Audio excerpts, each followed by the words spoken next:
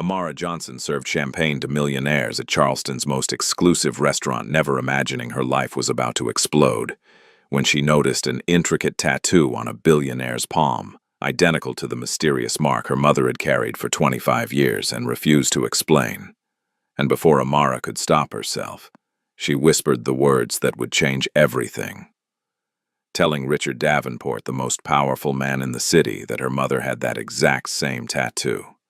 She had no idea she'd just unlocked a conspiracy that had kept her existence hidden for decades, or that the wealthy family who'd spent 25 years burying the truth would stop at nothing to keep their secrets safe, because some truths aren't just dangerous, they're worth killing for, and Amara was about to discover she was one of them.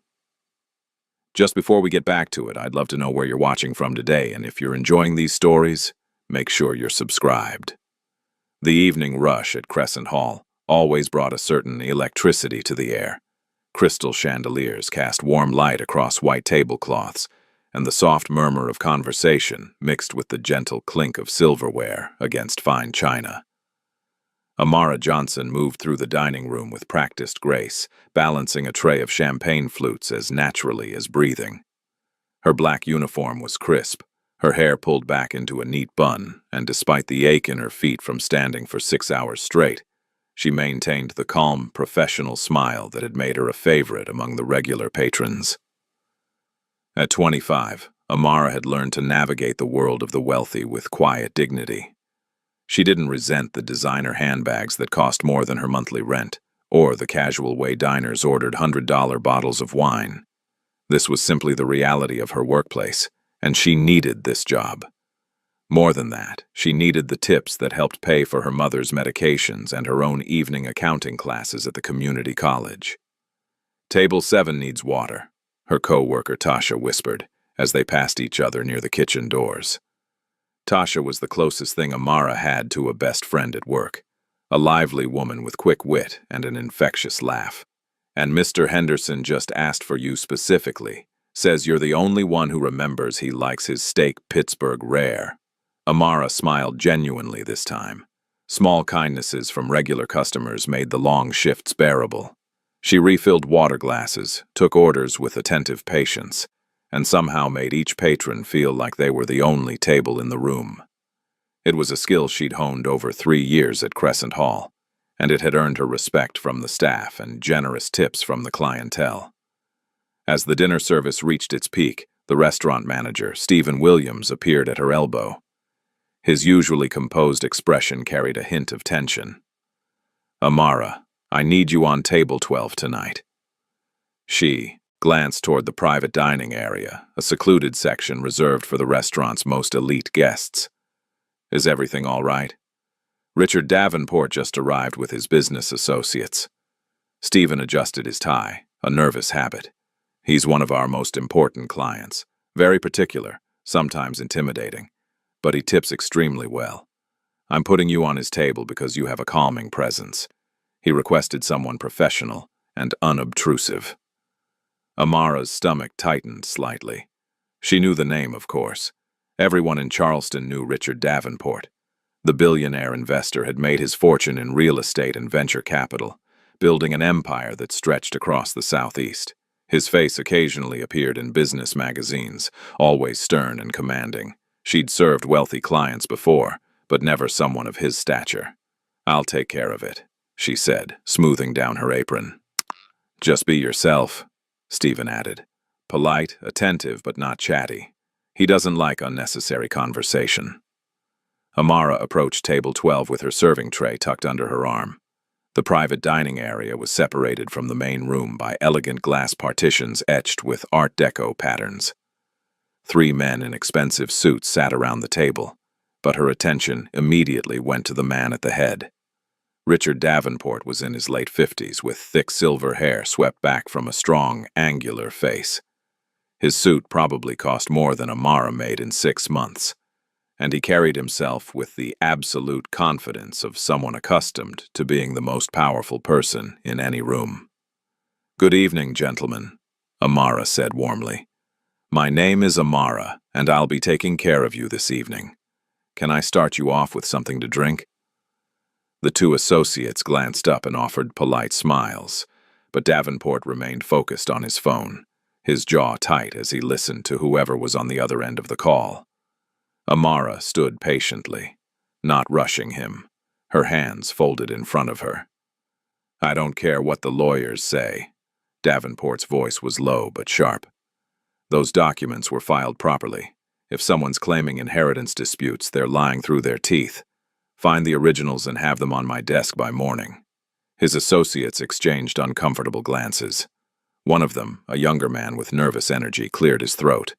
"We'll have the Macallan 18, neat, 3 glasses." "Of course," Amara said. "I'll be right back with those."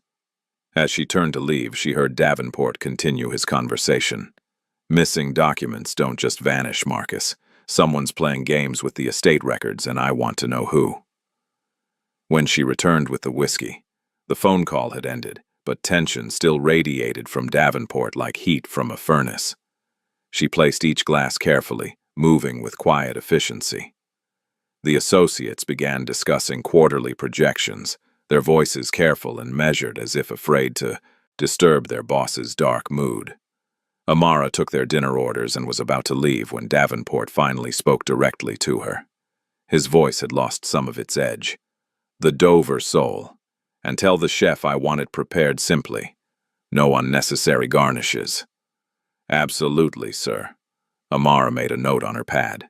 As she wrote, Davenport reached for his whiskey glass, and his phone buzzed again on the table. He gestured dismissively toward it with his other hand. And that's when Amara saw it.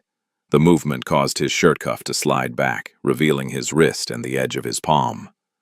There, rendered in dark ink against his skin, was a tattoo unlike anything she'd expected to see on a man like him.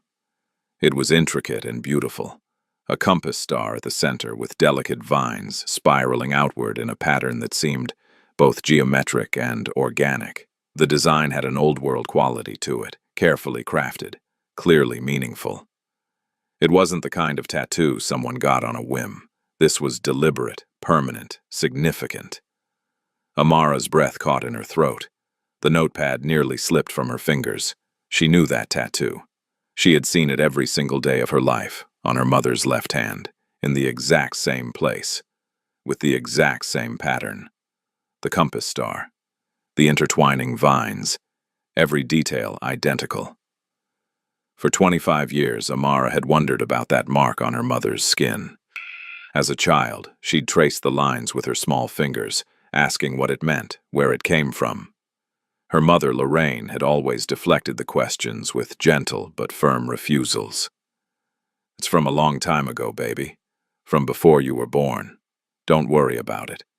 As Amara grew older, she stopped asking, accepting it as one of those mysteries every family carries. But now, here it was again, on the hand of a billionaire stranger. "Miss," one of the associates was looking at her expectantly. "Did you get all that?" Amara blinked, realizing she'd been staring. "I'm sorry, could you repeat the last part?" Heat crept up her neck as she finished taking the order, but her mind was racing. The coincidence seemed impossible. Identical tattoos, same placement, same intricate design. What were the chances?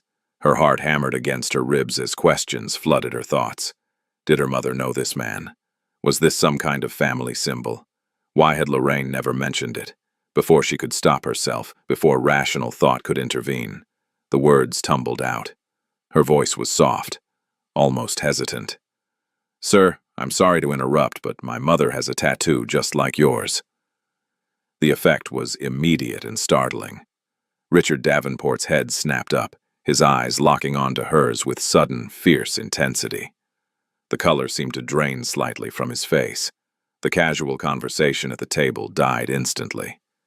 His two associates froze mid-sentence, glancing between their boss and the waitress with obvious confusion.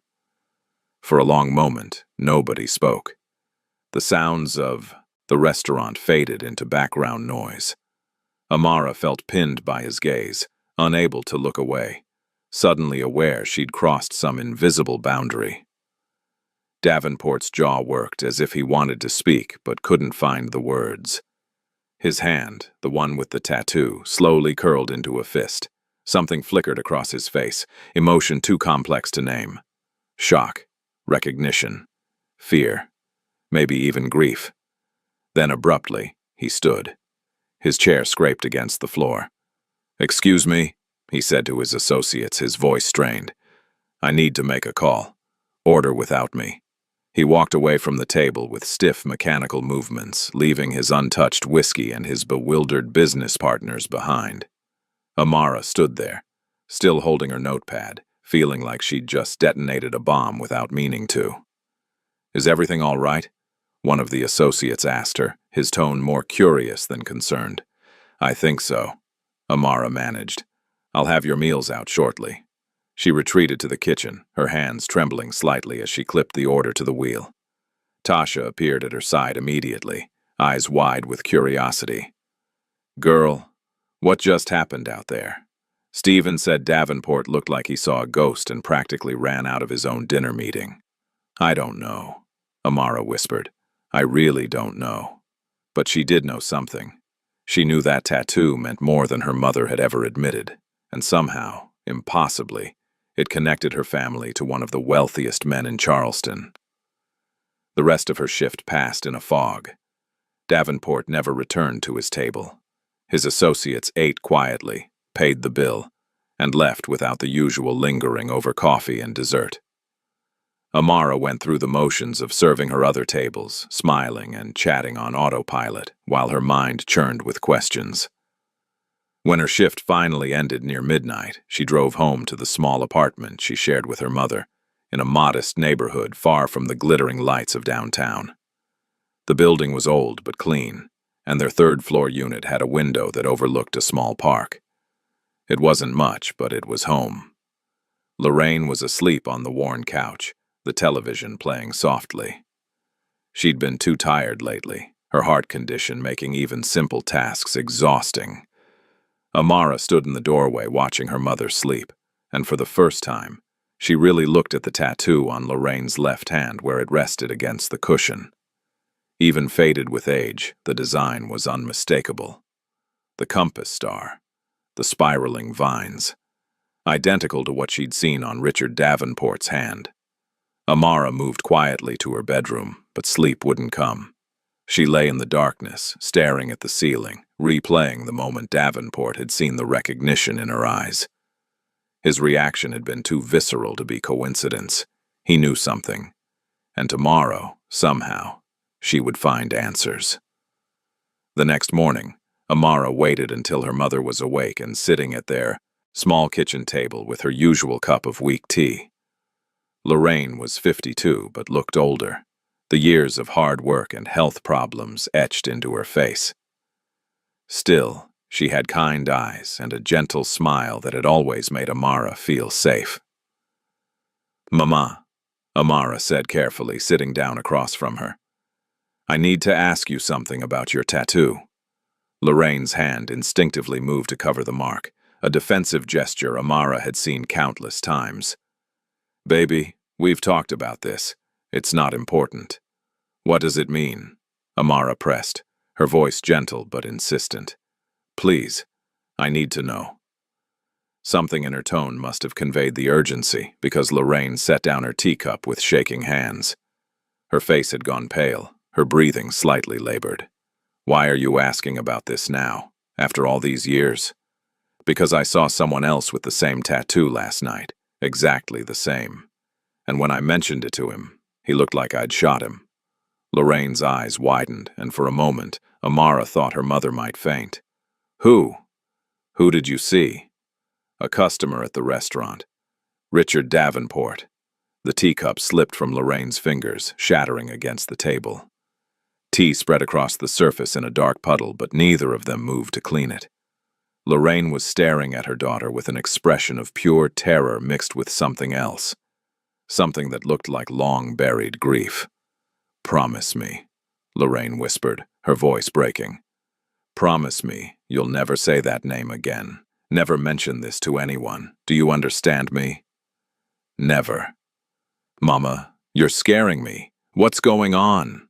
Lorraine reached across the table and gripped Amara's hands with surprising strength.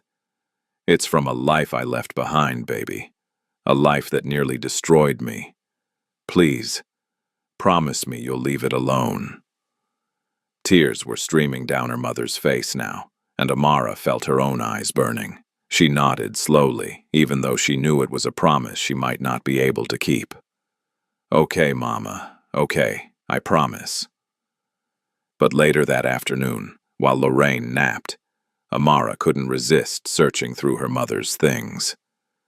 She felt guilty doing it, invading her privacy, but the need to understand was overwhelming. In the bottom drawer of Lorraine's dresser, tucked inside an old Bible, she found a photograph. The picture was old, the colors faded to warm yellows and browns. It showed a young Lorraine, maybe 20 years old, beautiful and laughing. She stood beside a man whose face had been torn away, leaving only a ragged edge. But the man's hand was visible in the frame, resting on Lorraine's shoulder, and on his palm was the unmistakable compass star tattoo. Amara's hands trembled as she held the photograph. Someone had deliberately removed the man's face, but they'd left enough to tell a story. Her mother had known someone with this tattoo intimately enough to be photographed with him, and judging by the way young Lorraine smiled in the picture, it had been someone she cared about deeply. Over the next few days, Amara became obsessed. Between her shifts at the restaurant and her evening classes, she spent every spare moment researching. The public library became her second home, as she searched online databases for any mention of the compass vine tattoo design. Most searches led nowhere, but finally she found something. An archived newspaper article from 1985 mentioned the Davenport family estate in passing, describing a charity gala.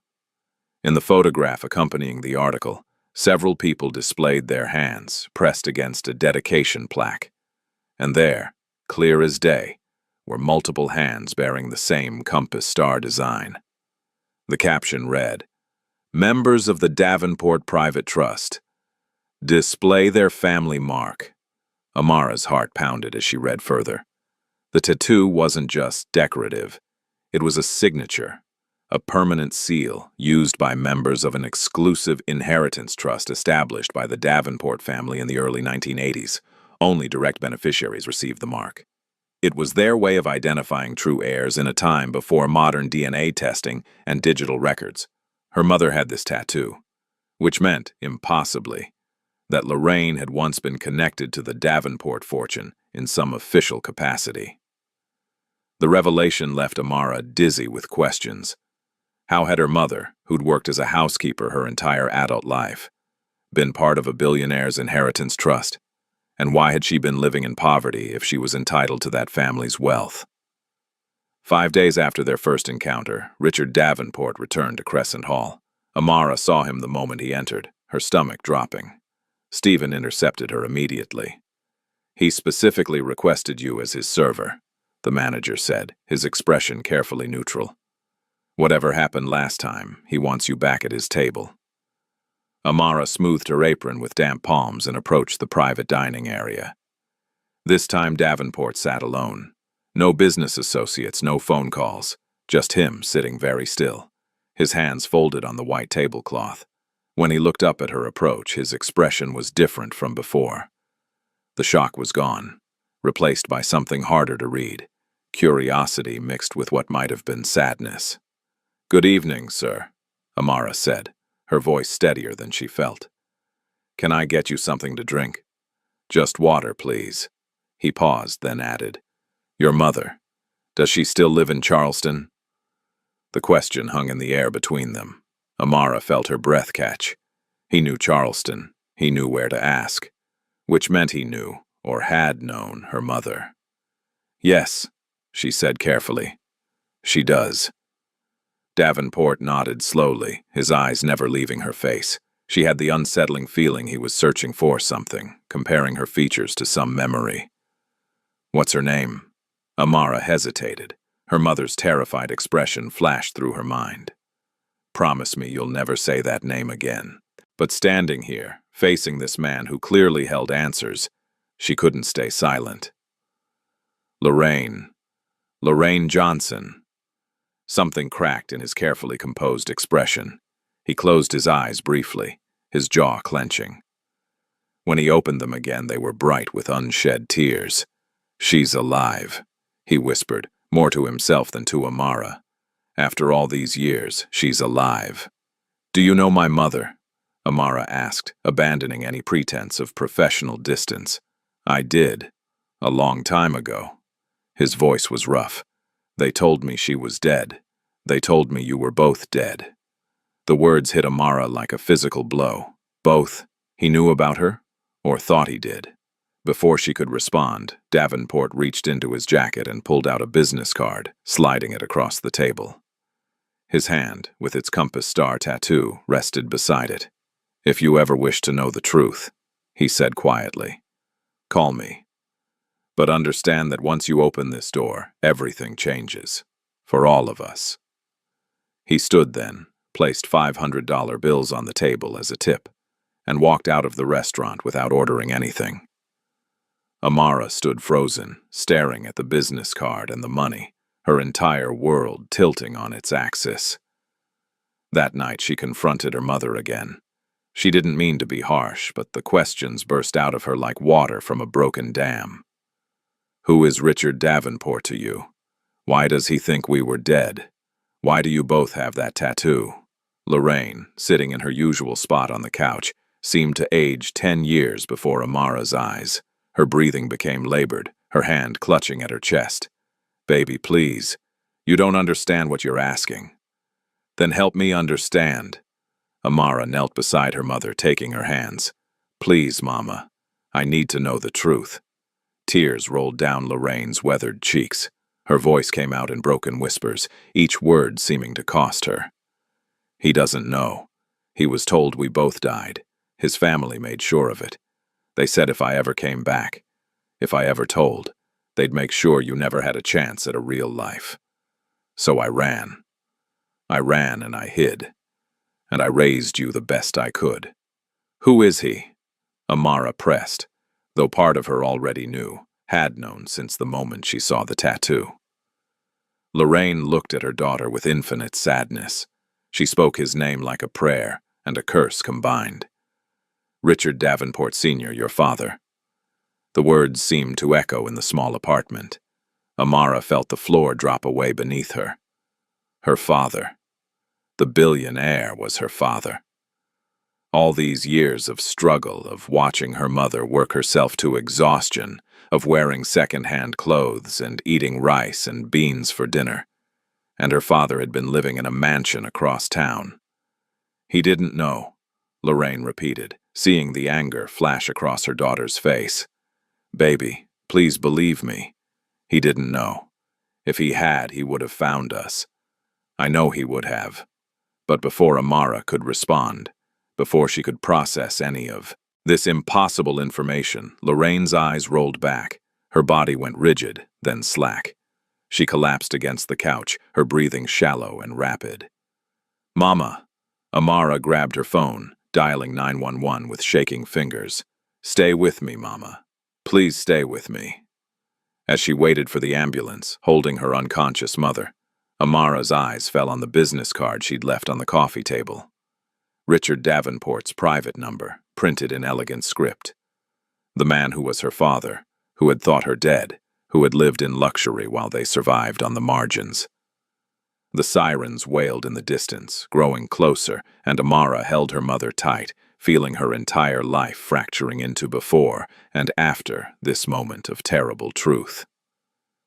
After Lorraine collapsed and the truth about Richard Davenport being her father was revealed, Amara rode in the ambulance with her unconscious mother, watching the machines monitor every fragile heartbeat. The hospital admitted Lorraine immediately, and doctors explained that the stress had triggered a serious cardiac episode. She would need to stay for observation and treatment, possibly surgery, if her condition didn't stabilize. Amara sat in the sterile waiting room through the long night, her mind replaying everything her mother had confessed before losing consciousness. The words echoed endlessly. "Your father. Richard Davenport Sr. He doesn't know. They told him we were dead. Each revelation felt like a puzzle piece that didn't quite fit, leaving gaps she desperately needed to fill. As dawn broke through the hospital windows, exhaustion finally drove Amara to close her eyes. But sleep wouldn't come. Instead, she found herself reaching for her mother's old leather purse, the one Lorraine had been clutching when the paramedics arrived. Amara hadn't meant to search through it, but her hands moved almost of their own accord, opening compartments and checking pockets. In the inner zippered section, her fingers brushed against something papery and worn. She pulled out an envelope, yellowed with age, the edges soft from years of handling. The address was written in elegant cursive, RD, and below it, an address in the affluent part of Charleston that no longer existed, demolished decades ago for a shopping complex. Amara's hands trembled as she carefully unfolded the letter inside. The paper was thin, nearly transparent in places, and the ink had faded to a soft brown. But the words were still legible, written in her mother's younger, more hopeful handwriting. My dearest Richard, I'm writing this knowing I may never send it. By the time you read this, if you ever do, I'll be gone. Your father's men came to me yesterday. They made it clear that I have two choices: disappear completely, or watch our child suffer consequences I can't even bear to imagine. They said you'd be told we died in an accident. They said it's better this way, cleaner for everyone. But I need you to know, wherever I am, whatever happens, that I loved you. And I'm keeping our baby safe. The child's safety is all that matters now. Forgive me for vanishing. Forgive me for not being strong enough to fight them. Please live your life and be happy. That's all I want for you. Forever yours, Lorraine. Tears blurred Amara's vision as she read the letter twice, then 3 times. Her mother had been threatened, forced to flee, to live in hiding for 25 years. And Richard Davenport truly hadn't known. He'd been lied to, manipulated by his own family into believing the woman he loved and their unborn child were dead. The anger that had been building inside Amara shifted, redirecting itself away from the man who was her father and toward the people who had orchestrated this cruel deception. Who were these people? His father? Other family members? And were they still around, still capable of causing harm? A nurse approached and told Amara she could see her mother briefly. Lorraine was awake but weak, hooked up to monitors and an IV drip. Her eyes found Amara immediately, filling with tears and worry. "Baby, I'm so sorry," Lorraine whispered, her voice barely audible. "I never wanted you to know. I wanted to protect you from all of this." Amara took her mother's hand, careful of the IV line. "I found your letter, Mama, the one you wrote to him." Lorraine closed her eyes, fresh tears sliding down her temples. "I wrote it the night before I left Charleston. I never had the courage to send it. I was so afraid they'd track me through the mail, find us somehow." "Tell me everything," Amara said gently. "Please. I need to understand what happened." Over the next hour, between pauses when the pain or emotion became too much, Lorraine told her story.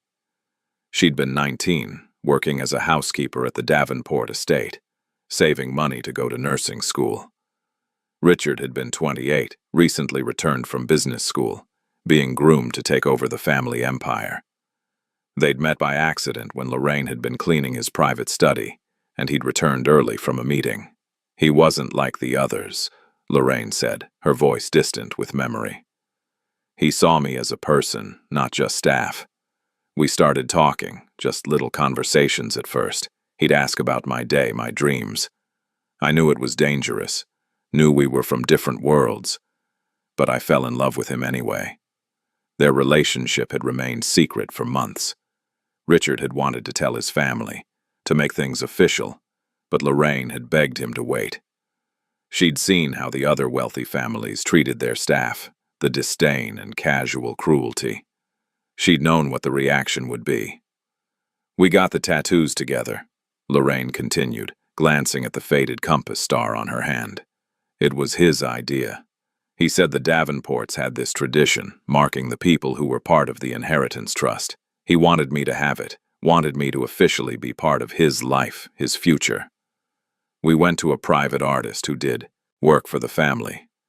Richard told him I was to be added to the trust registry. But when Lorraine became pregnant, everything unraveled. Richard's father, Richard Davenport Sr., discovered the relationship. The confrontation had been explosive. The elder Davenport had called Lorraine every vile name imaginable, accused her of seducing his son for money, of trying to trap their family. He'd threatened to have her arrested on false charges, to destroy her family, to make sure she never worked anywhere in South Carolina again. He gave me 24 hours to disappear, Lorraine said, her voice breaking. He had these men, security people, and they followed me everywhere that last day. One of them told me exactly what would happen to my baby if I didn't cooperate, so I ran. I took the little money I had saved, and I ran. She'd gone to Atlanta first, then Mobile, finally settling in a small town outside Charleston, where she could be close but invisible. She'd changed her last name, worked under the table when Amara was a baby, always looking over her shoulder.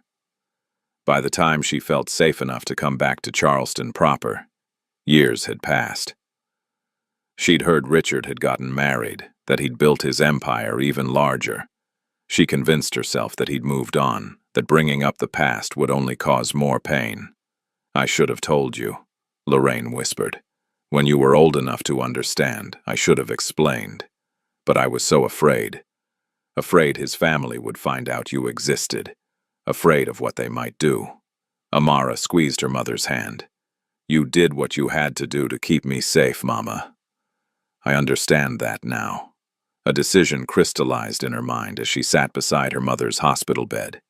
She couldn't undo the past, couldn't give her mother back the years stolen from her. But she could uncover the complete truth, and she could make sure the people responsible for this cruelty faced consequences. Before leaving the hospital that afternoon, Amara stopped in the restroom and carefully collected a DNA sample from her mother's cheek using a cotton swab from her purse. She knew it wasn't the most scientific method, but she needed proof, something concrete and irrefutable. She'd seen advertisements for DNA ancestry services, and she knew some of them had databases that could match family connections. More importantly, she'd read that the Davenport family's genealogy was partially public record, documented in historical societies and estate registrations due to their prominence. If she could get her DNA compared against those records, she'd have the evidence she needed. She mailed the sample that evening to a testing service that promised results within 3 weeks. 3 weeks of waiting, of not knowing for certain, of living in the space between suspicion and proof. Meanwhile, across town in his sprawling mansion, Richard Davenport sat alone in his study, the same room where he'd first met Lorraine decades ago. The space had been remodeled since then, modernized with technology and expensive art, but sometimes late at night, he could still see her there, laughing at something he'd said, her eyes bright with intelligence and kindness. He stared at the compass star tattoo on his palm, remembering the day they'd gotten the matching marks. He'd been so certain then, so sure that love could overcome the barriers of class and family expectation. He'd planned to announce their engagement, to face down his father's objections with the confidence of youth and privilege. Then she'd vanished. And his father had told him, with what seemed like genuine sorrow, that Lorraine and their unborn child had died in a car accident while she was fleeing the city. Devastated, he'd demanded to see the police report, the death certificates. His father had provided them, official-looking documents that Richard had no reason to question. He'd been 29 and shattered, barely able to function through the grief. His father had pushed him into marriage with Evelyn within a year, calling it a stabilizing influence. The union had been strategic, combining 2 powerful families, and Richard had gone through with it like a man in a fog. He'd built his empire, had a son, played the role expected of him. But he'd never loved Evelyn, and she'd known it. Their marriage was a business arrangement that both parties tolerated rather than celebrated. Now learning that Lorraine had been alive all these years, that his father had lied to him, that he had a daughter he'd never known, Richard felt a rage so profound it scared him. His father had died 5 years ago, taking the truth to his grave, beyond the reach of Richard's anger or justice. But others had known. His father couldn't have orchestrated the deception alone. Someone had forged those documents, arranged for Lorraine's disappearance, maintained the lie for decades. And Richard intended to find out who. He called his most trusted lawyer, Harold Langston, a man who'd worked for the family for 40 years and had always been honest with Richard, even when the truth was uncomfortable. When Harold arrived at the mansion an hour later, Richard poured them both a drink and asked the question that had been burning inside him. "Did you know my father lied about Lorraine?" Harold's weathered face went pale. He set down his untouched whiskey and nodded slowly. "I suspected. When your father ordered me to file certain papers and then later ordered them sealed, I had questions. But Richard, you have to understand. I was a young associate then. Your father was one of the most powerful men in the state. I had a family to support, a career that would have been destroyed if I'd crossed him." "What papers?" Richard demanded. "What did he make you seal?" "Her trust registration. When you had Lorraine marked with the family tattoo, you officially brought her into the inheritance structure. That meant she had legal rights to a portion of the estate. Your father couldn't have that, so he had me file documents declaring her dead and removing her from all registries. I didn't know she was actually alive until years later, and by then, the damage was done." Richard felt sick. "So she does have legal claim to the estate, even now?" "Potentially, yes. And if she had a child with you, that child would as well. The tattoo wasn't just symbolic, Richard. It was a legal seal, witnessed and registered. Your father understood that, which is why he worked so hard to erase all evidence of her existence." The implications staggered Richard. His daughter Amara had legitimate claim to a significant portion of his fortune. More than that, she deserved it. She and Lorraine both deserved restitution for the years stolen from them. The next evening, Richard sent his driver to the hospital with an enormous arrangement of white roses and a card. The message was simple. For what I didn't know, for what I should have found, for everything lost. Richard. When Amara arrived at the hospital after her shift, she found the flowers filling half of her mother's room. Lorraine was sitting up, looking stronger than she had in days, holding the card and crying quietly. He remembered. Lorraine whispered, "White roses were always my favorite. I told him once, years ago." And he remembered. Amara felt a complex tangle of emotions. Part of her wanted to stay angry at Richard Davenport, to hold him responsible for their years of struggle. But another part, the part that had read her mother's letter and seen genuine shock on his face at the restaurant, recognized that he too was a victim of his family's machinations. Back at Crescent Hall, the atmosphere had shifted dramatically. Somehow, word had gotten out that the billionaire Richard Davenport had taken a special interest in one of their waitresses. The rumors ranged from the plausible to the absurd. Some whispered about a possible promotion or business opportunity. Others suggested a romantic entanglement. A few, perhaps sensing something deeper, speculated about hidden family connections. Tasha cornered Amara in the break room, her eyes wide with curiosity. "Girl, you have to tell me what's going on. Stephen said Davenport asked about you specifically 3 times this week. The man sent flowers to someone, and the whole staff is buzzing. Is he trying to hire you away? Because if he is, you better negotiate hard." Amara forced a laugh. "It's nothing that exciting, I promise. Just a misunderstanding that got blown out of proportion. But it wasn't nothing. And the situation was about to become much more complicated. 3 weeks after she'd sent in the DNA sample, a thick envelope arrived at her apartment. Her hands shook as she opened it, scanning the technical language and genetic markers until she found the conclusion she'd been both hoping for and dreading. The test confirmed a 99.8% probability of a parent-child relationship between her DNA and the genetic profile associated with Richard Davenport Sr. in the public genealogy database. She was his daughter. The man who'd thought her dead for 25 years was definitively, scientifically, her father. Amara sat on her bed, the paper trembling in her hands, and let herself cry. She cried for the childhood she'd never had, for the father who'd missed her first words and first steps. She cried for her mother, forced to raise a child alone under the constant shadow of fear.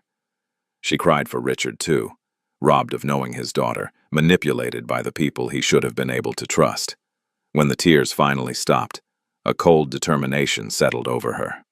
Her mother had been forced to hide, to run, to accept injustice because she had no power and no proof. But Amara had proof now, and she wasn't going to let the Davenport family ignore this truth or sweep it under the rug like they had everything else. She called the number on Richard's business card. He answered on the second ring, his voice tense. "This is Davenport. It's Amara Johnson. I need to meet with you." There was a pause, then. "When?" "Tomorrow night, at Crescent Hall, during the private dinner service. 9 o'clock. "I'll be there." Amara hung up and stared at the DNA report. Tomorrow night she would confront the man who was her father, and she would demand answers, acknowledgement, and justice for what had been stolen from her family. The next evening, Amara dressed in her uniform with deliberate care. She styled her hair, applied light makeup, and looked at herself in the mirror. She looked like a waitress, a young woman serving the wealthy elite. But tonight, she was going to be something else entirely. Tonight, she was going to claim her truth. Stephen approached her as she arrived for her shift, his expression concerned. "Amara, Mr. Davenport specifically requested a private dining room and asked for you to be his sole server for the evening. He's bringing business associates, apparently important guests. Can you handle that?" "I can handle it," she said with more confidence than she felt. At exactly 9 o'clock, Richard Davenport arrived with 2 men in expensive suits, associates she recognized from his previous visits. Stephen escorted them to the most exclusive private room, separated from the rest of the restaurant by heavy oak doors and soundproofed walls. Amara entered carrying a tray with water glasses, her heart pounding so hard she was sure everyone could hear it. The DNA report was folded in her apron pocket, a hard edge pressing against her hip. "Good evening, gentlemen," she said, her voice steady. "Can I start you with drinks?" The associates ordered cocktails, but Richard simply asked for water. He watched her with an intensity that made her skin prickle, as if he was trying to memorize every feature of her face, cataloging the ways she resembled him or Lorraine. Amara poured their drinks, set out bread and olive oil, went through all the standard motions of service. The men discussed business matters, quarterly reports, investment opportunities, their voices filling the room with meaningless chatter. All the while, she could feel Richard's attention on her, waiting. Finally, when she approached to pour wine for the second course, Amara made her move. As she filled Richard's glass, she quietly pulled the DNA report from her apron and placed it on the table beside his plate. The official letterhead was visible, and the words parent-child relationship were highlighted.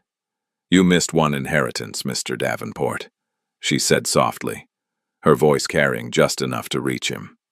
Richard's face drained of all color. His hand, reaching for his wine glass, froze in midair. The conversations at the table died instantly as both associates noticed the shift in atmosphere. Richard picked up the paper with shaking hands, his eyes scanning the document. She watched as he read the technical data, the genetic markers, the conclusion. When he looked up at her again, his eyes were filled with tears he was struggling to contain. "Gentlemen," he said, his voice rough, "I need you to leave. Now. We'll reschedule this meeting." "Richard, we flew in specifically for this dinner," one of the associates protested. "I said leave." The command in his voice left no room for argument. Both men stood, exchanging confused glances, and exited quickly. When the door closed behind them, Richard and Amara were alone in the elegant dining room.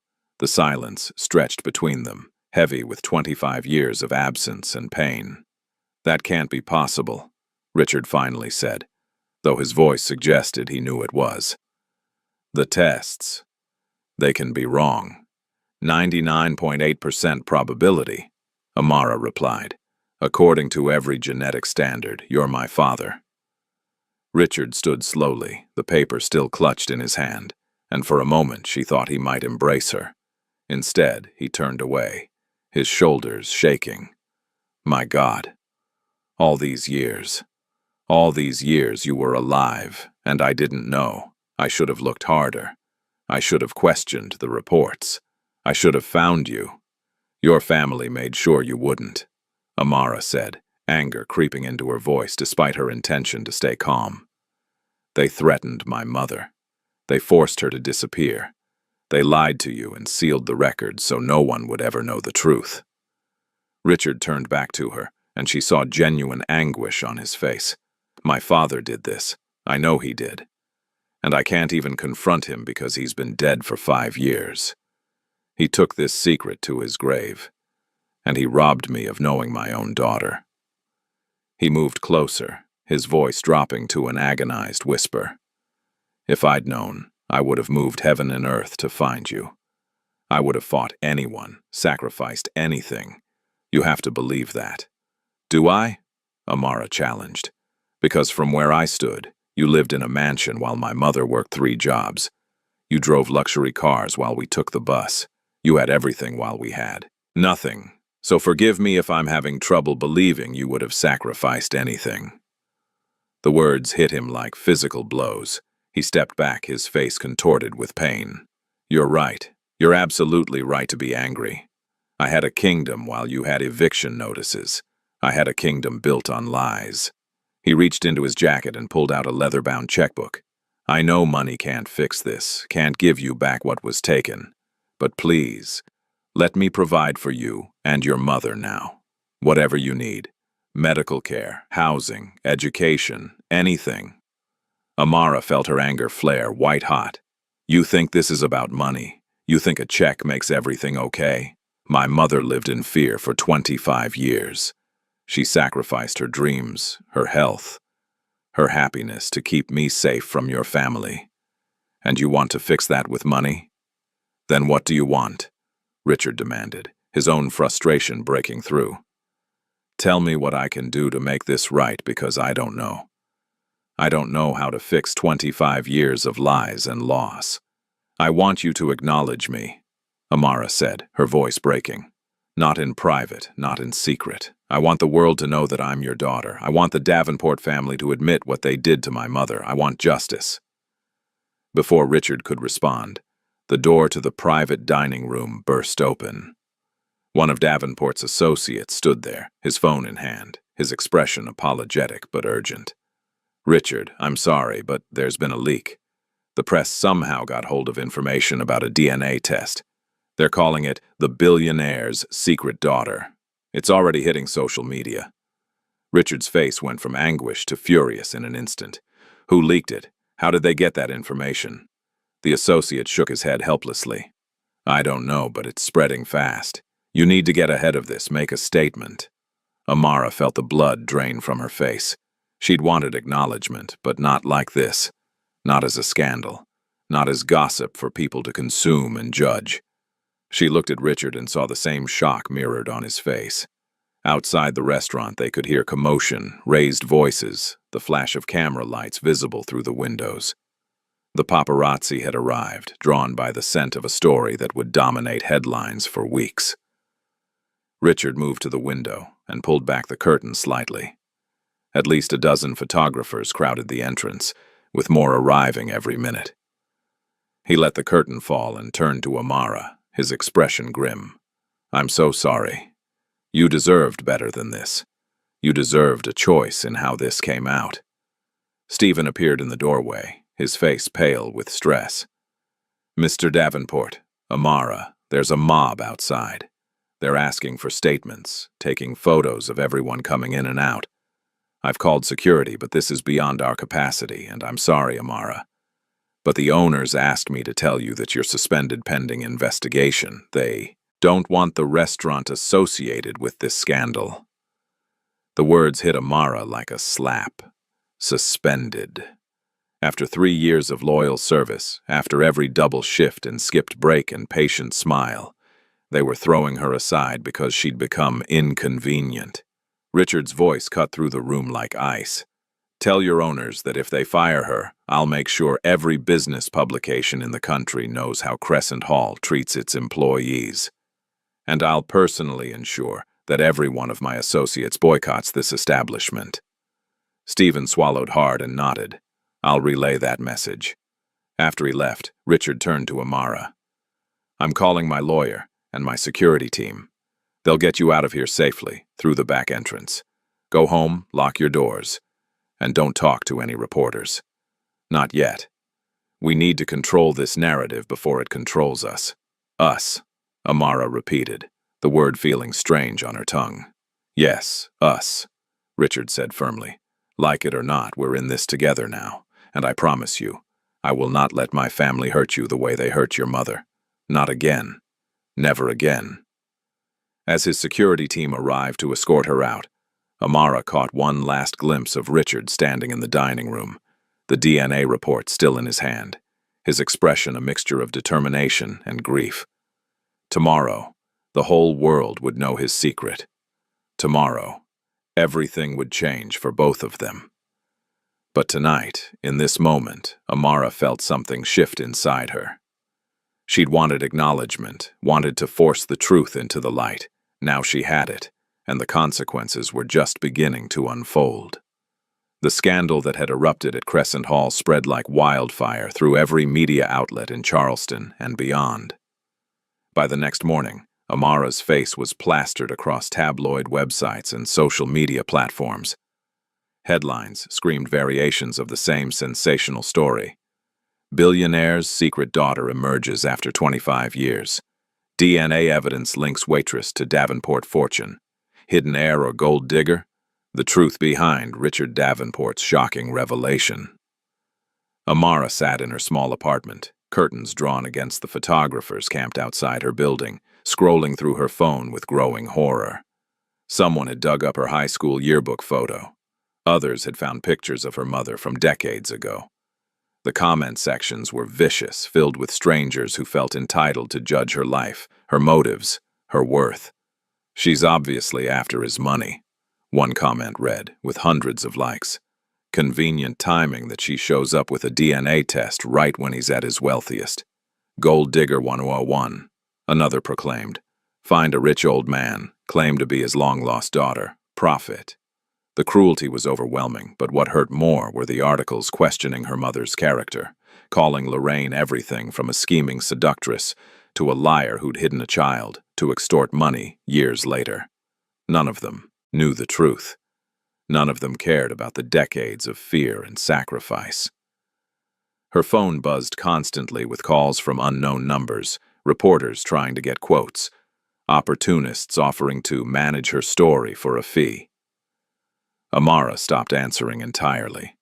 The hospital had called earlier to say that reporters were trying to get into Lorraine's room, and security had been forced to post guards outside the door. Meanwhile, across town in the Davenport mansion, Richard faced his own reckoning. His legal team had assembled in the study, a dozen attorneys in expensive suits reviewing documents and discussing damage control strategies. But it was the argument happening in the adjacent sitting room that truly concerned him. His son, Graham Davenport, stood with his arms crossed, his face twisted with contempt. At 30 years old, Graham had his father's height and his mother's cold beauty, but none of Richard's measured patience. He'd spent his entire life as the heir apparent, groomed to take over the empire, and he wasn't about to let some stranger threaten his inheritance. "This is absurd," Graham spat. "Some waitress shows up with a convenient DNA test, and we're supposed to just accept it. She's obviously a con artist who saw an opportunity." "The DNA doesn't lie," Richard said quietly. "I've had our own labs verify the results independently. She's my daughter. Your alleged daughter, Graham's mother, Evelyn, interjected smoothly. She sat in an antique chair, perfectly composed despite the chaos, her blonde hair styled immaculately. DNA tests can be falsified. People have been scamming wealthy families for centuries with false paternity claims. Richard felt his temper rising. I knew her mother, Evelyn. I loved her mother, and my father lied to me about their deaths. Harold confirmed it yesterday. The records were sealed, the trust documents forged. This isn't a scam. This is my father's sins coming to light. So what? Graham demanded. Even if it's true, even if she is biologically yours, that doesn't mean she deserves anything. She wasn't raised as a Davenport. She doesn't know our world, our responsibilities. Giving her access to the family fortune would be reckless. She's my daughter, Richard repeated, his voice hardening. And she and her mother were robbed of everything they should have had. I intend to make that right. Graham laughed, but there was no humor in it. You're going to destroy everything we've built because of some misplaced guilt. The board won't stand for it. The family won't stand for it. I won't stand for it. Then you'll have to fight me, Richard said coldly, because I've made my decision. Evelyn stood gracefully, placing a calming hand on her son's arm. Richard, let's not be hasty. Why don't we meet with the girl, hear her side of the story? Perhaps we can come to an arrangement that satisfies everyone without tearing the family apart. Richard studied his wife carefully. In 30 years of marriage, he'd learned to read her expressions, to hear what she wasn't saying. Evelyn never did anything without calculation. If she wanted to meet Amara, it was because she had a plan. Fine, he agreed. I'll arrange it. That afternoon, Harold Langston arrived at Amara's apartment building, pushing through the crowd of reporters with the authority of someone who'd spent decades dealing with media circuses. He knocked on her door and identified himself through the peephole. Amara let him in cautiously. The lawyer was in his 70s with silver hair and kind eyes that reminded her of her grandfather. He carried a leather briefcase and moved with deliberate care. Miss Johnson, I'm Harold Langston, Richard Davenport's attorney, he said once inside. I've been with the family for 40 years, and I need you to understand something important. You deserve more than silence. There's documentation that proves your mother was written into the Davenport Trust, then systematically erased from all records. He opened his briefcase and pulled out copies of old documents, yellowed with age. These are the original trust registrations from when you were conceived. Your mother's name is here, along with the witness signatures confirming her tattoo ceremony. Richard's father ordered these sealed after he forced her to disappear. Legally, you have standing to claim what should have been yours all along. Amara studied the papers, her heart pounding.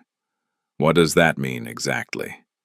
It means that the trust fund established for beneficiaries with the compass star mark should have included provisions for you.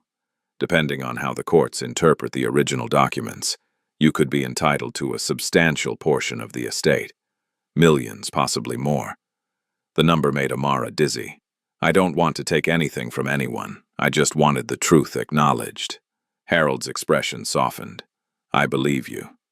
But others won't see it that way. Richard's legitimate family will fight this.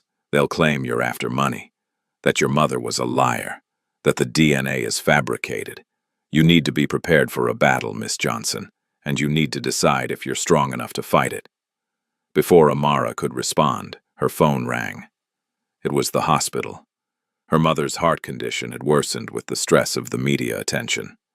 The doctors were recommending emergency surgery, but Lorraine was refusing, saying she couldn't afford it. Tell her I'll cover everything, Amara said immediately, though she had no idea how she'd manage it. Her savings were minimal, and she was currently suspended without pay. Harold overheard and made a note. I'll handle the hospital bills. Consider it an advance on what the estate owes your family. That evening, despite every instinct telling her to refuse, Amara agreed to meet Richard's family at the Davenport estate. Harold insisted on accompanying her, and Richard sent a private car to avoid the reporters. As they drove through the OS city, Amara watched the neighborhoods transform from modest to affluent. the houses growing larger and more impressive until they reached the gated community where the Davenports lived. The estate was massive, a sprawling mansion that looked like it belonged in a historical preservation society. Manicured lawns stretched in every direction, and the house itself was a masterpiece of classical architecture with white columns and tall windows that glowed with warm light. Guards checked their identification at the gate before waving them through. As the car pulled up to the main entrance, Amara felt her stomach twist with nerves. This was her father's world, a world she'd never been part of, never been welcome in. Richard met them at the door personally, his expression tense but determined. "Thank you for coming. I know this isn't easy. Where's my mother's medical bills being sent?" Amara asked immediately. "I want to make sure they're handled." "Already taken care of," Richard assured her. "The hospital has instructions to send everything to my accounts. Your mother will get the best cardiac specialists in the state, and there will be no discussion of costs." Amara nodded, some of her tension easing. Whatever else Richard Davenport might be, he was keeping his word about providing for them. He led her and Harold through the mansion, past rooms filled with priceless art and antique furniture, to a private library lined with leather-bound books. Evelyn waited there, seated in a high-backed chair like a queen granting audience. She was even more striking in person than in photographs, with sharp cheekbones and calculating blue eyes. "Miss Johnson," Evelyn said, her voice smooth and cold. "Please sit down." Amara remained standing. "I prefer not to." A flicker of something, annoyance perhaps, crossed Evelyn's face. "Very well. Let me be direct then. This situation is unfortunate for everyone involved. My husband was deceived by his father, and you and your mother suffered as a result. I acknowledge that. However, the reality is that you were not raised as part of this family. You don't understand our world, our obligations, our legacy." "Is there a point to this?" Amara asked, her patience already thin. Evelyn stood, moving to a desk and retrieving a folder. "I'm prepared to offer you $10 million, cash, transferred to accounts of your choosing, along with a trust fund for your mother's medical care for the rest of her life. In exchange, you sign documents relinquishing any claim to the Davenport name or estate, and you make a public statement that the DNA test was misinterpreted, that you were mistaken about the relationship." The offer hung in the air, staggering in its audacity. $10 million to disappear, to deny the truth, to let the lie continue. "You want me to say I'm not Richard's daughter?" Amara said slowly. "Even though the DNA proves I am? I want you to walk away with your dignity and your bank account intact," Evelyn replied. "Or you can refuse, and I promise you, I will dedicate every resource at my disposal to destroying your credibility. I'll prove your mother was nothing but a gold-digging maid who seduced my husband's father for money. I'll paint you as a con artist who falsified DNA results. By the time I'm done, you won't be able to show your face in Charleston without people spitting at your feet." Richard stepped forward, his face flushed with anger. "Evelyn, that's enough." "Is it?" Evelyn turned on him, her composure cracking slightly. "You want to throw away our family's reputation, our legacy, everything we've built together for some waitress you barely know? She's not your daughter in any way that matters, Richard. Graham is your son. Graham has been by your side, learning the business, preparing to lead. What has she done except show up with a piece of paper?" "My mother has a name," Amara said, her voice cutting through the argument. "Lorraine Johnson. And she wasn't just some maid. She was a woman your husband loved enough to mark with his family's symbol. She was a woman who was threatened and terrorized by your father-in-law because she committed the crime of loving someone above her station. And I'm not some waitress. I'm a woman who's worked 3 times as hard as your son has ever had to, just to survive. So no, I won't take your money and disappear. I won't sell my mother's memory to you." Evelyn's expression hardened into something cruel. "Then I'll erase it myself. You think you've seen scandal? You haven't begun to understand what I'm capable of.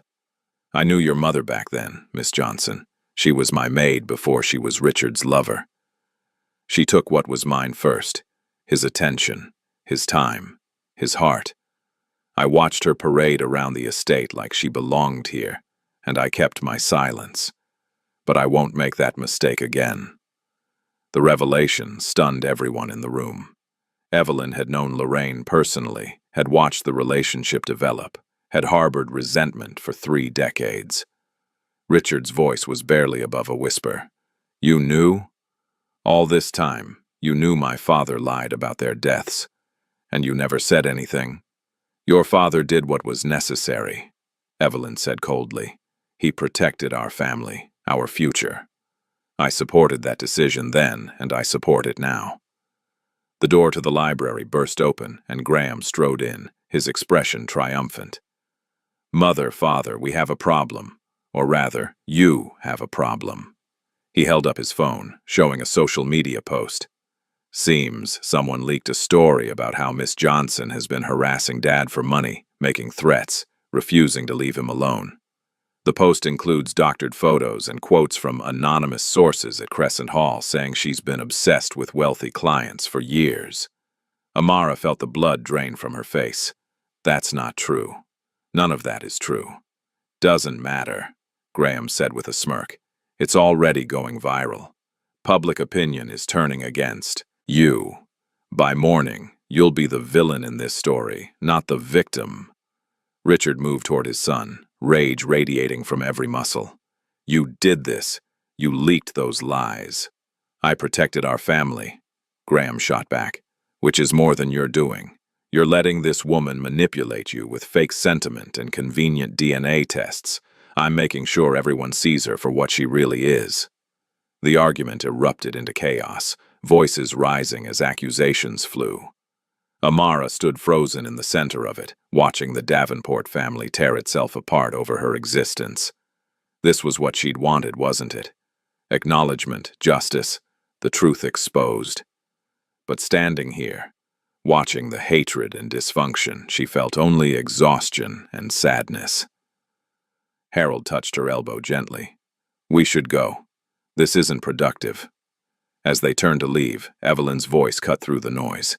"If you walk out that door, Miss Johnson, you declare war on this family, and we will win.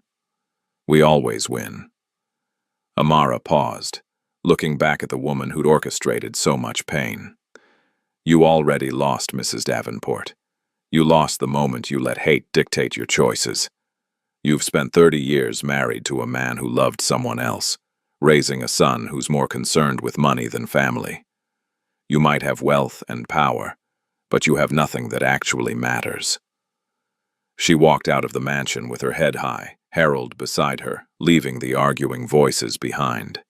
But as they drove away from the estate, Amara knew Evelyn's threat wasn't empty. The real battle was just beginning, and the Davenports had resources she couldn't match. Her phone buzzed with a news alert. Graham's leaked story was already the top trending topic on social media. The narrative had shifted overnight. She was no longer the hidden daughter, the victim of family conspiracy. Now she was the opportunist, the scam artist, the woman trying to steal a fortune that didn't belong to her.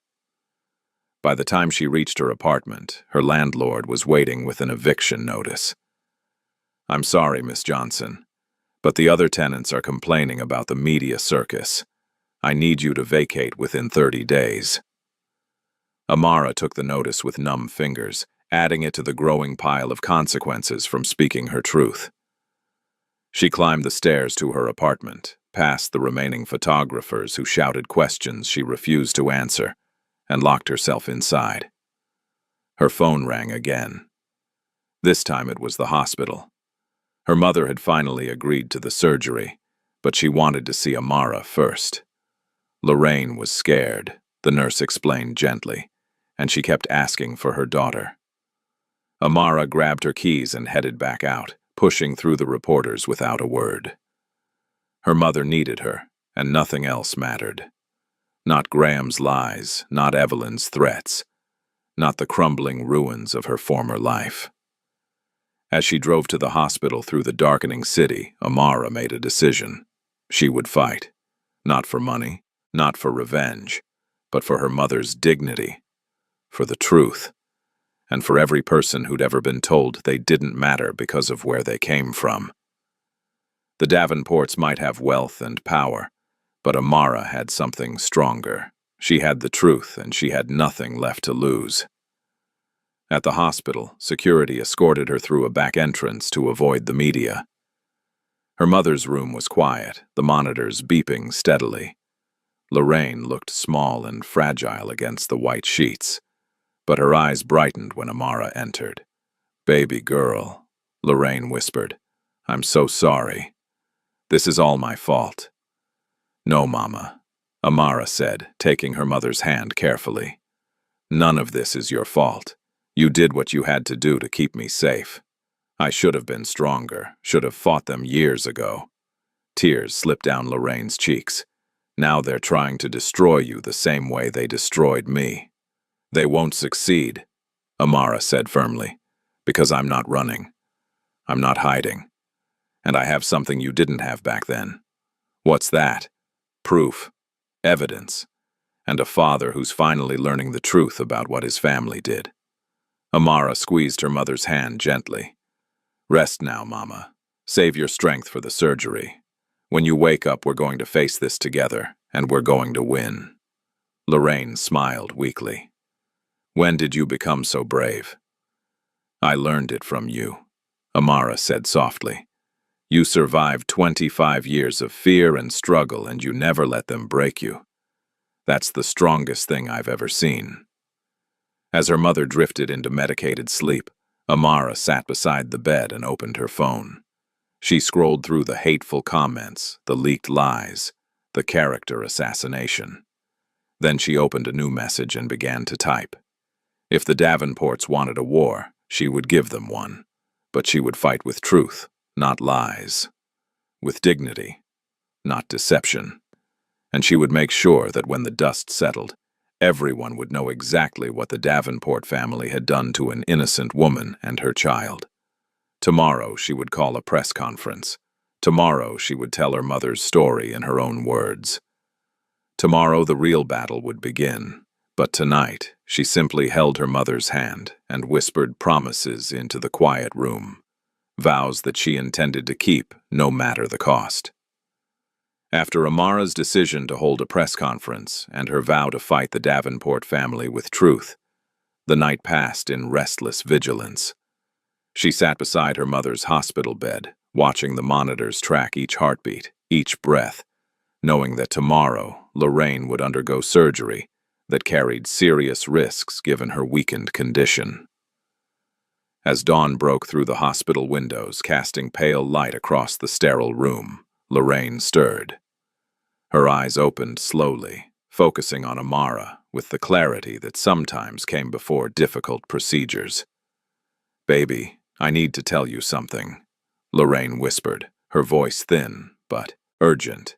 "In case something happens during the surgery." "Nothing's going to happen, Mama," Amara protested, but Lorraine shook her head weakly. "Listen to me. The tattoo, it's not just about love or family registration. It's the key to what they stole from us." Lorraine's breathing became labored, and Amara leaned closer. "My family owned land back before I met Richard. My grandfather left it to me. When Richard and I fell in love, we combined our resources. That land became the foundation for his first hotel development. The profits were supposed to be shared, protected in the trust. But his father erased all evidence of my claim." "How do I prove any of this?" Amara asked urgently. "Look under the rosewood box," Lorraine murmured. "In my bedroom closet, bottom shelf. Everything you need is there. The deed, the original contracts, and the key. The tattoo opens the vault where the real records are kept. Promise me you'll find it. Promise me you'll take back what's ours." Before Amara could ask more questions, Lorraine's eyes fluttered closed, and the monitors began beeping frantically. Nurses rushed in, and Amara was ushered out as they prepared her mother for emergency surgery. The cardiac team had decided they couldn't wait any longer. Hours crawled by in the surgical waiting room. Amara tried to focus on her phone, preparing notes for the press conference she'd scheduled for that afternoon. but her mind kept returning to her mother's words. A rosewood box. A deed. A vault that required the tattoo to open. Around mid-morning, Richard arrived at the hospital. He looked exhausted, his usually impeccable suit rumpled, his eyes red-rimmed. He spotted Amara immediately and crossed the waiting room, ignoring the few other people who recognized him and whispered behind their hands. "How is she?" he asked quietly. "In surgery. They said it could take hours." Amara studied her father's face, seeing genuine worry there. "You didn't have to come." "Yes, I did." Richard sat down beside her, maintaining a respectful distance. "I failed her 25 years ago. I won't fail her again, or you. My lawyers are preparing a full statement about my father's actions, about the trust fraud, all of it. We'll release it alongside your press conference." "Graham won't like that," Amara said. Richard's expression hardened. "Graham doesn't get a vote anymore. This morning, I filed papers to remove him from his position as executive vice president. He abused his access to company resources to leak false information about you. That's grounds for termination." "And Evelyn?" "Filed for divorce an hour ago." Richard's voice was flat, emotionless. 30 years of marriage, and it turns out we barely knew each other. She admitted this morning that she helped my father forge the death certificates. She knew Lorraine was alive all these years and never said a word. The admission hung between them, shocking in its cruelty. Amara felt a surge of anger so intense it made her hands shake. "She helped fake their deaths. She helped steal my mother's life." "Yes, and she'll face consequences for it. Harold is building a case for fraud, conspiracy, possibly criminal charges depending on what the investigators find." Richard looked at Amara directly, his eyes haunted. "I'm sorry. I'm so deeply sorry that the people I trusted most were capable of such evil." Before Amara could respond, the waiting room doors burst open. Graham Davenport stormed in, flanked by 2 private security guards, his face twisted with rage. Behind him, a news crew with cameras pushed their way inside despite hospital staff trying to stop them. "There he is," Graham shouted, pointing at Richard, "the man who's destroying his own legacy for a stranger. Tell them, Dad. Tell them how you're throwing away everything our family built because some woman showed up with a fake DNA test." Richard stood slowly, positioning himself between Graham and Amara. "The DNA test wasn't fake, Graham. She's my daughter, and you need to leave before security removes you." "Security works for me, too," Graham sneered. "Or did you forget I still have friends on the board? They're calling an emergency meeting this afternoon to vote on your removal as CEO. Mental instability, they're calling it. Compromised judgment. You're done, old man." The camera crew filmed everything, capturing the confrontation in high definition. Amara realized this was deliberate, another calculated move to control the narrative. Graham was staging a public scene to paint Richard as unstable, and herself as the cause of the family's destruction. "You leaked this to the media," Richard said, his voice dangerously quiet. "You brought cameras to a hospital where a woman is fighting for her life in surgery. What kind of man does that?" "The kind who protects what's his," Graham shot back. "This empire is mine by right. I've worked for it, bled for it. She's nobody. Just some waitress with a convenient story and a mother who knew how to play the long game." Amara stood, her fear replaced by cold fury. "My mother is in surgery right now because the stress of your family's lies literally broke her heart. She spent 25 years running and hiding because your grandfather threatened to destroy us. And you dare to stand here in this hospital and call her a liar?" "I call it like I see it," Graham said with a cruel smile. "And what I see is a woman who got pregnant by a rich man and disappeared to make her kid more valuable. Classic long con. Wait until the target is at his wealthiest, then show up with a sob story and a DNA test. How much did you pay the lab to fake those results?" Richard moved before anyone could stop him. He grabbed Graham by the collar, shoving him against the wall with surprising strength for a man in his late 50s.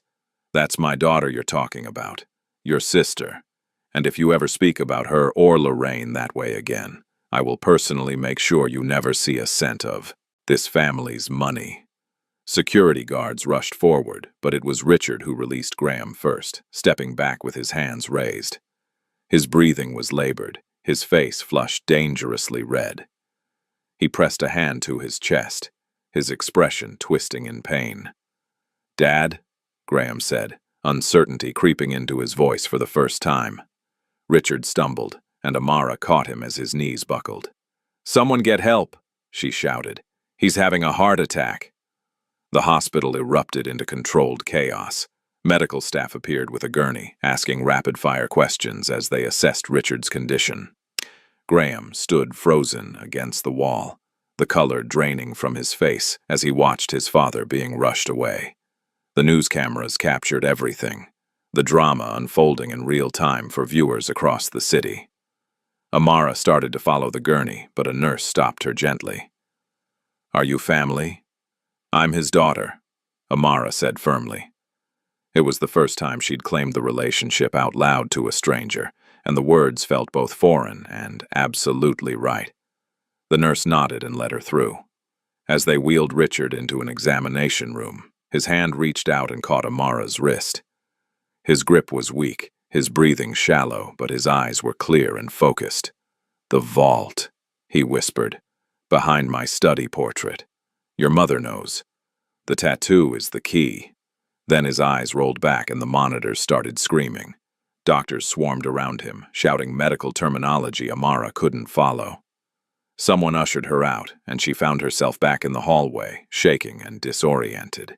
Two people she loved were now fighting for their lives in the same hospital, and the man responsible stood in the waiting room looking shocked by what his cruelty had caused.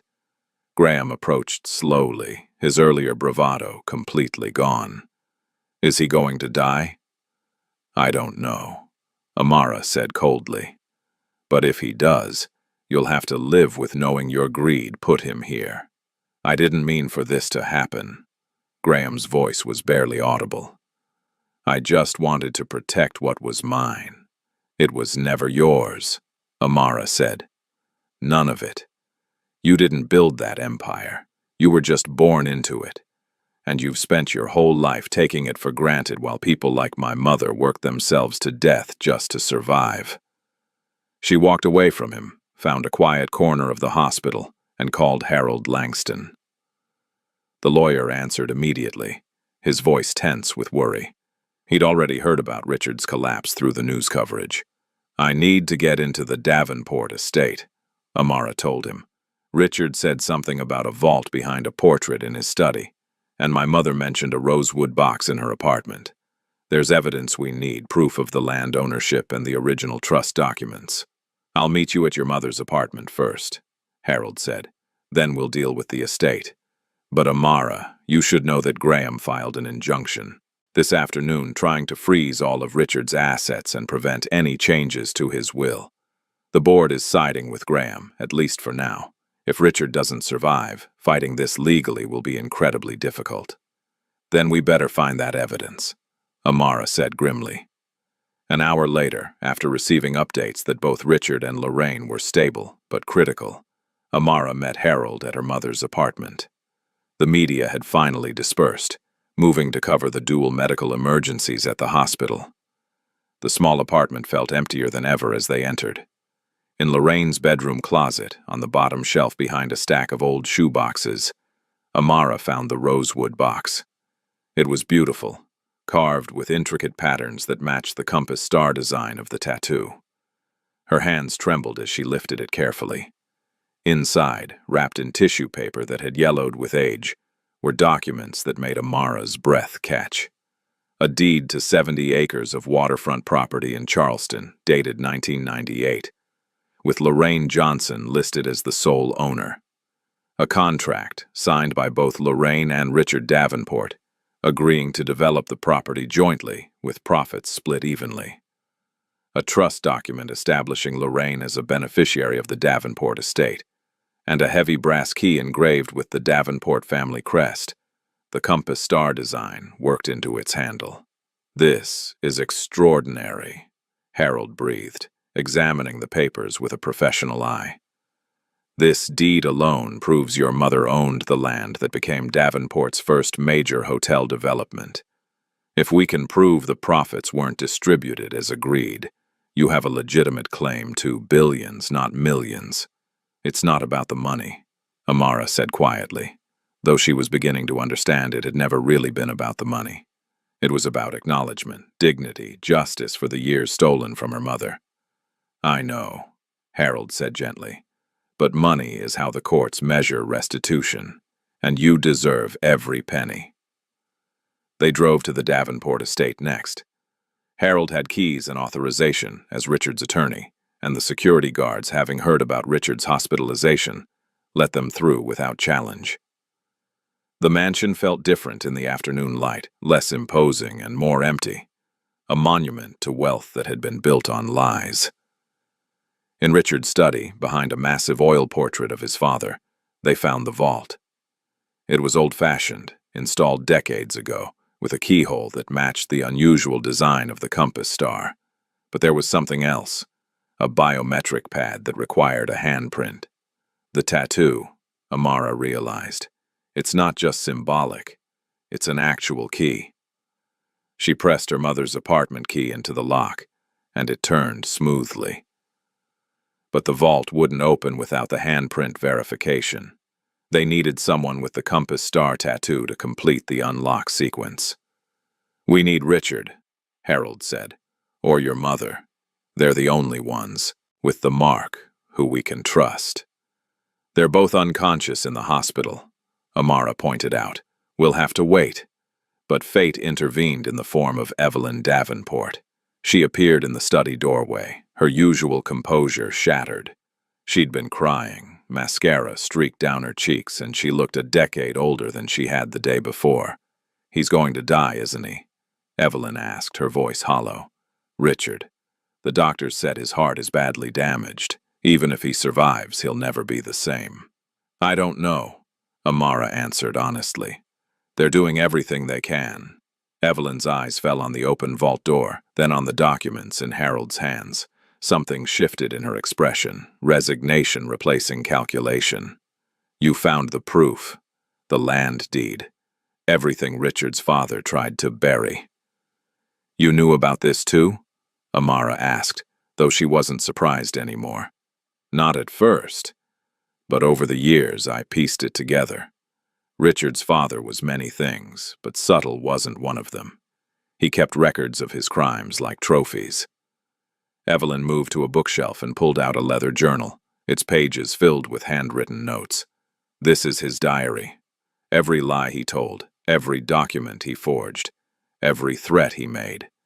He wrote it all down, believed he was protecting the family legacy for posterity. It never occurred to him that it might be used as evidence against that very legacy." She handed the journal to Harold, who flipped through it with growing amazement. "This is a confession to fraud, conspiracy, possibly kidnapping. Mrs. Davenport, why are you giving this to us?" "Because I'm tired," Evelyn said simply. "Tired of the lies, tired of protecting monsters, tired of watching my husband love a ghost more than he ever loved me. If Richard survives, maybe he can finally have the life he wanted all those years ago. And if he doesn't," her voice broke, "then at least the truth will be told." She walked out of the study, leaving them with the evidence that would change everything. Amara watched her go, feeling an unexpected stab of pity for the woman who'd threatened her just days before. Evelyn Davenport had spent 30 years as the wife of a man who'd never truly been hers, and her bitterness had poisoned everything she touched. 2 days passed in a blur of hospital visits and legal preparations. Lorraine came through her surgery successfully, though her recovery would be long and difficult. Richard remained in intensive care, his condition slowly stabilizing, but still critical. Amara divided her time between their rooms, talking to her unconscious father about her mother, about the evidence they'd found, about the family he'd lost and might yet reclaim. On the third morning, Richard opened his eyes. Amara was there, reading aloud from Lorraine's letter, and his voice startled her. "She wrote that?" His words were slurred, weak, but unmistakably him. "Dad," Amara whispered, the words slipping out naturally now. "You're awake." "Barely." He tried to smile, but pain crossed his features. "Did you find it? The vault?" "We found everything. The deed, the contracts, your father's journal confessing to everything. Harold says we have enough to overturn all the fraud, to restore Mom's rights to the trust and the property profits." Richard's eyes filled with tears. "Good. That's good. I need you to do something for me. Anything. Take it all. The foundation, the properties, the trust. It should have been yours from the beginning. Graham can have the business operations, but the wealth, the legacy, that belongs to you and Lorraine. You don't have to decide this now," Amara protested. "Focus on getting better." "I need to do this while I still can." Richard said it calmly, resolutely. "The doctors say my heart is badly damaged, so I'm going to use whatever time I have left to fix what my father broke."